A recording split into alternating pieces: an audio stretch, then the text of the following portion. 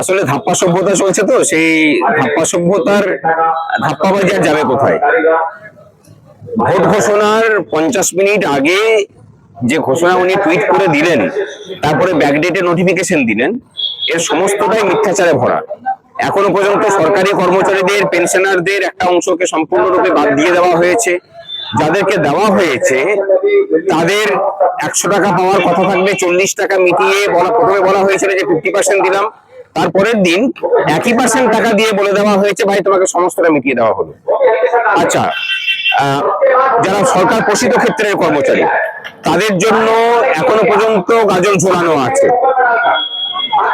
দেখিয়ে যাচ্ছেন, পুরোর কল দেখিয়ে বলছেন যে আমাকে বৈতরণীটা পার করো, তারপরে বাকিটা আমি বুঝে নেবো, যেভাবে 15 বছর ধরে তোমাদেরকে বুঝিয়ে এসেছি। সম্পূর্ণটাই ধাপ্পাবাজি চলছে। সেই ধাপ্পাবাজির ব্যাপারটাই আমরা আজকে মিছিল করে জানতে যেতে চেয়েছিলাম, কিন্তু যাই হোক পক্ষপাতদুষ্ট পুলিশ প্রশাসনের জন্য আমরা আজকে মিছিল করতে পারিনি। এবং তার থেকে বড় কথা হচ্ছে, মুখ্যমন্ত্রী এখন বলছেন যে 2 কোটি টাকা চাকরি দিয়েছেন, অথচ আমরা লক্ষ্য করছি যে সরকারি ডিপার্টমেন্টে 5 লক্ষের বেশি শূন্য পদ, 6 লক্ষের বেশি শূন্য পদ যেগুলো খালি পড়ে রয়েছে, বিগত 15 বছরে নিয়োগ হয়নি। যেটুকু নিয়োগ হয়েছে সেগুলো দুর্নীতির অভিযোগে বিভিন্ন ভাবে ঝুলে আছে কোর্টে। তাহলে 2 কোটি চাকরি কোথায় দিলেন? কারা পেল 2 কোটি চাকরি? তাহলে এই যে কোটি কোটি লোক আমাদের রাজ্য থেকে পরিযায়ী হয়ে চলে যাচ্ছেন, তাহলে এই 2 কোটি লোকের মধ্যে তারা পড়েন কিনা? আমরা জানতে এসেছি যে কোন জাদু বলে 10 বছর 12 বছর আগে যোগদান করা অস্থায়ী শিক্ষক বা অস্থায়ী বিভিন্ন দপ্তরের কর্মচারীরা, এনএসকিউএফ এর শিক্ষক শিক্ষিকারা, তাদের বেতনটা কমে যেতে পারে।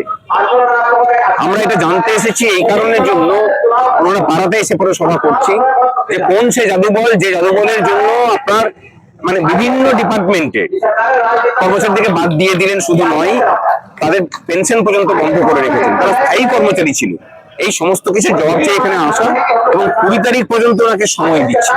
এই 20 তারিখের মধ্যে যদি সমস্যার সমাধান না হয়, যা প্রতিফলন ঘটানোর আমরা ব্যালট বক্সে ঘটাবো।